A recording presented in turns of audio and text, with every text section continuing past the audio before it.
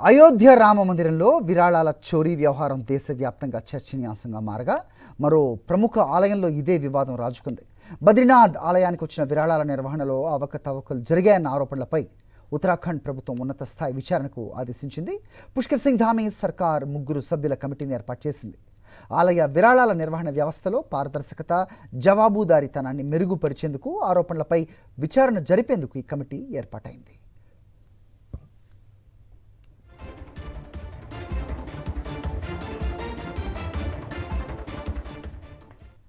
ఆలయ ప్రాంగణంలోని సీసీటీవీ ఫుటేజ్ను అధికారులు పరిశీలిస్తున్నారు. ఇప్పటివరకు వచ్చిన విరాళాల రికార్డులు, నగదు నిర్వహణ, విరాళాల సేకరణ, లెక్కింపుకు సంబంధించిన విధానాలు, ఇతర పత్రాలను సమీక్షిస్తున్నారు.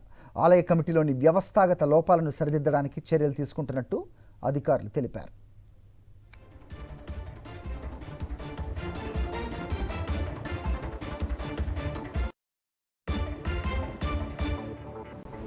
మరోవైపు విరాళాల నిర్వహణలో జరిగిన అక్రమాలపై బద్రీనాథ్, కేదార్నాథ్ టెంపుల్ కమిటీ ఇప్పటికే అంతర్గత విచారణకు ఆదేశించింది. అక్రమాలకు పాల్పడ్డట్టు ప్రాథమిక సాక్ష్యాధారాలు లభించడంతో ప్రమోద్ నౌట్యాల్ అనే ఉద్యోగిని సస్పెండ్ చేసింది. ఇప్పుడు 3 సభ్యుల కమిటీ కూడా విరాళాల నిర్వహణలో అవకతవకలపై దర్యాప్తు చేపట్టనుంది. ఇలాంటి ఘటనలు పునరావృతం కాకుండా తీసుకోవాల్సిన సంస్కరణలపై ఆలయ కమిటీకి సిఫార్సులు చేయనుంది. బద్రీనాథ్తో పాటు మరో 44 ఆలయాలు, పలు స్కూల్స్, అలాగే ధర్మశాలలను బీకేటీసీ నిర్వహిస్తోంది.